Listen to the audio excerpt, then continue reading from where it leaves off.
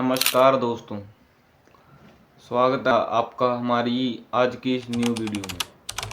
तो भाई, आज की मैं इसे आपको एक हॉरर स्टोरी बताने वाला हूँ जो एक गैराज के ऊपर लागू है। जी हाँ, ये कहानी एक कृष्णापुरी नामक एक गांव की है, जहाँ पर एक मोहन नामक एक लड़का जो गैराज में काम करता था, उसकी अगर आपको बात बताऊं तो आपका 100 ग्राम खून आपका वैसे ही सूख जाएगा। जी हाँ दोस्तों, जो मोहन नामक एक लड़का था, वो एक गैराज में काम किया करता था। उस उसके पास इतना पैसा नहीं था जिससे वो अपना कोई गैराज वहाँ पर ओपन कर सके। वो एक शॉप पे काम करता था, जो गैराज था, जो गाड़ी गैराज हम कहते हैं। जी हाँ, उस शॉप पे वो काम करता था। उसको लगभग यही कुछ 4 से 5 साल वहाँ पर काम करते हुए हो गए थे। उसकी जो महीने की इनकम थी, जो उसकी सैलरी थी, वो कम से कम 15,000 के आसपास थी। जी हाँ दोस्तों, उसका एक रेंट पे घर था जिसका वो महीने का मान के चलो कि 5-6 हज़ार रुपये किराया भरता था।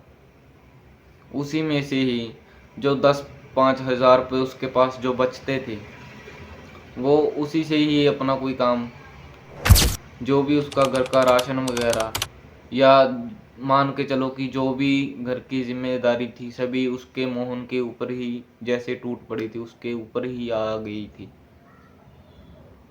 मान के चलो कि उसके साथ तभी क्या होता है, एक दिन वो गैराज बंद करके वहां से चला जाता है। जी हाँ, जो उस गैराज का जो ओनर था, वो काफी ही नीच किस्म का आदमी था, जिसको बोलने की बिल्कुल ही तमीज नहीं थी।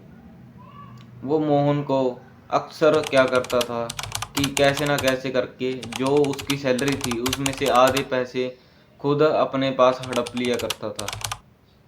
जी हाँ दोस्तों, ऐसे ही क्या होता है कि एक दिन मोहन गैराज को बंद करके वहां से चला जाता है। वो जस्ट अपने घर के पास पहुंचता है, उसको दिखता है कि सामने ही एक बूढ़ा भिखारी जो वहां पर बैठा हुआ उसको कह रहा है, बेटा, अगर आपके पास कुछ भी है खाने को, या कोई भी चीज़ है, तो मुझे खाने को दे दो। मैं इतने दिनों से, 4 दिनों से, 5 दिनों से भूखा हूँ। जी हाँ, वो ऐसे कहता है। तो मोहन के पास लगभग 10 से 20 रुपए पड़े हुए थे तब। मोहन एक बहुत ही अच्छे किस्म का आदमी था, गरीबों की मदद करना। वैसे था तो वो खुद भी गरीब ही था, पर गरीबों की मदद करने में जो उसको आनंद मिलता था, जो अच्छाई उसको मिलती थी, उसमें वो बहुत खुश था। उसके पास लगभग 30-40 रुपए पड़े होंगे उसके पास। वो क्या करता है कि सामने एक फूड स्टॉल होती है, वो वहां से कुछ खाना लेकर उस गरीब को वहां पर दान कर देता है। जी हाँ, और उस रात वो खुद भूखा सो जाता है। लेकिन वो जो ओनर था, वो इतना ही गंदे किस्म का आदमी था भाई, जिसके बारे में आपको क्या ही बताऊं। वो मोहन को बुलाकर कहता है कि जो आपकी सैलरी आनी थी, वो मैं सैलरी आपको कुछ दिनों में दे देता हूँ। वो ऐसे ही बात बनाकर उसको कह देता है। लेकिन जब उसका सैलरी लेने का टाइम आता है, वो उसकी सैलरी में से 5,000 रुपये को कट कर लेता है और वो अपने पास ही हड़प लेता है उन पैसों को। मोहन ऐसे ही जाता, कहता है कि मैं आपकी शॉप पर या आपके गैराज पर आगे से कभी भी काम नहीं करूँगा। जी हाँ, मोहन उसको इतना कहकर वहाँ से चला जाता है। मायने ये नहीं रखता कि आप कितने अच्छे इंसान हो, मायने ये रखता है कि अगर आप किसी गरीब का अगर हक मार लेते हो, तो आपके साथ भी अच्छा नहीं होगा। ये बात उसने, जो मोहन ने उसको कह दी। और वो ओनर क्या करता है, ओनर उसको थप्पड़ मार के वहां से भगा देता है। जी हाँ, मोहन रोते रोते अपने घर के पास से चला जाता है। जी हाँ, उसको अब ये टेंशन उसके दिमाग में आ चुकी थी कि भाई अब मैं कैसे अपने घर का रेंट भरूँगा, कैसे तो राशन पानी ला लेके आऊँगा, कैसे ही मैं अपने घर का गुजारा चला पाऊँगा।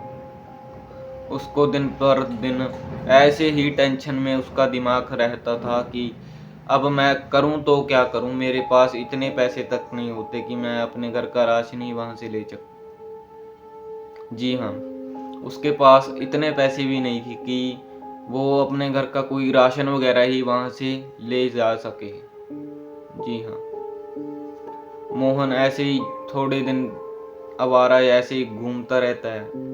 काफ़ी जगह पर उसने ट्राई किया, गैराज की काफ़ी सारी शॉप्स पे उसने ट्राई किया कि मुझे कोई ना कोई काम मिल जाए, पर वो वहाँ पर सभी के पास चला जाता है पर कोई उसे काम नहीं देता।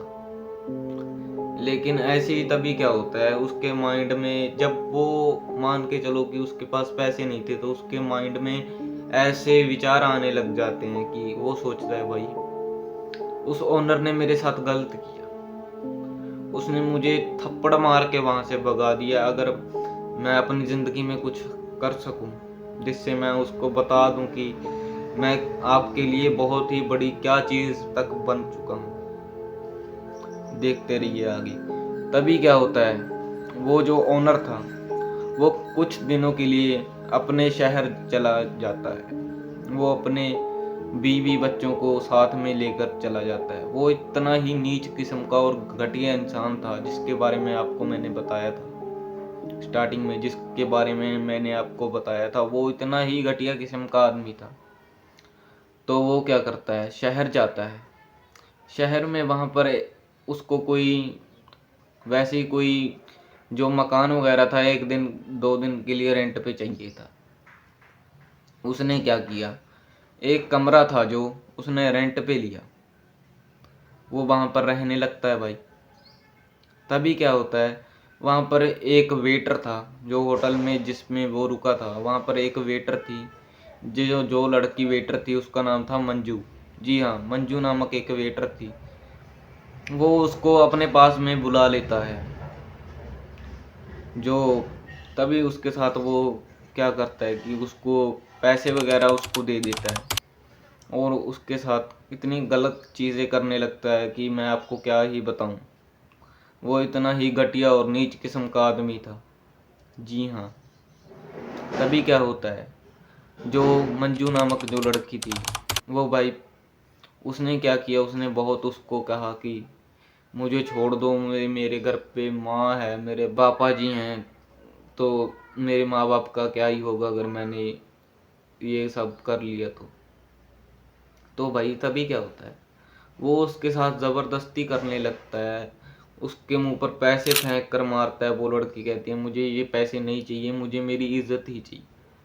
तभी वो क्या करता है कि उस लड़की को मार डालता है। जी हाँ भाई, वो उस लड़की को मार डालता है। उसके कुछ ही अगले दिन के बाद वहाँ पर मीडिया वाले आ जाते हैं। वहाँ पर तहकीकात करती है, वहाँ पर सीआईडी वाले आ चुके थे। वो वहाँ पर देखते हैं कि इस लड़की का मर्डर है। वो ऐसे ही छानबीन करते हैं। कई कई दिनों तक वहाँ पर तलाश चलती रही। जो सीआईडी थी वो मुजरिम को पकड़ना चाहती थी। जी हाँ, तभी क्या करता है, वो वहाँ से शहर से अपने वहाँ पर ही किशन जो नामक गांव था वो वहाँ पर आ जाता है। वहाँ पर वो क्या होता है कि जिस लड़की का मर्डर हुआ था वो शाम को अपनी गाड़ी लेकर वहाँ से चला जा रहा था। तभी क्या होता है कि शमशान घाट के आगे वहाँ पर जिस वो लड़की थी, वहाँ पर जिस जहाँ पर उसको जलाया गया था, जो उसको मृत शरीर को यहाँ पर अंतिम संस्कार के लिए ले गए थे, वो वहाँ पर सही करेक्ट वहीं पर उसका जो गाड़ी थी वहाँ पर ही उसकी रुक जाती है गाड़ी। जी हाँ दोस्तों, वहाँ पर इसकी गाड़ी रुक जाती है और मंजू नामक जो लड़की थी वो वहाँ पर आती है और उसका जैसे देखकर जब उसकी जो नज़र थी उसकी जब उसके सामने जाती है, जो ओनर था उसकी जब वो नज़र उसके सामने जाती है वो लड़की के, तो तभी जैसे मान लो कि उसका दिल जैसे फटने वाला हो चुका था। वो इतनी तेज चिल्लाता है कि साथ में अगर कोई खड़ा हो वो आदमी तो उसके जैसे कान तक फट जाएं भाई, उसके कान फट जाएं। इतनी गंदी आवाज में वो चिल्लाता है। वो वहां से गाड़ी स्टार्ट करता है और जल्दी से भगाकर अपने घर पर पहुंच जाता है। यही लगभग रात के 1:30 बजे की बात थी, जब सही सुई लगभग 1:30 बजे के आसपास हो चुकी थी। कांटे की सुई जैसे टिक टिक टिक टिक ऐसे कर रही थी।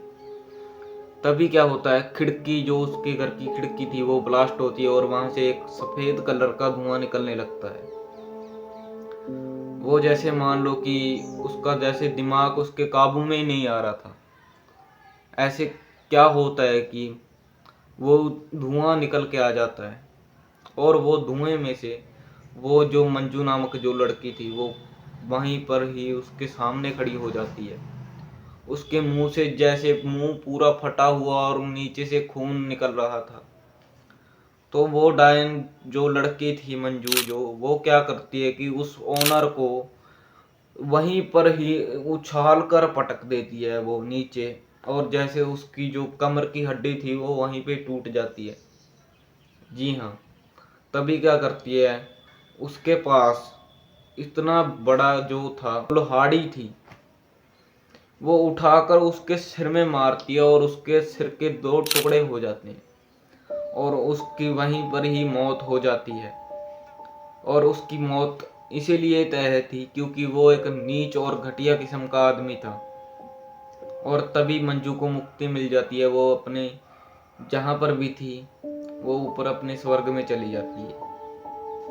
और वो जो नीच घटिया किस्म का आदमी था उसको मिलती है सजा।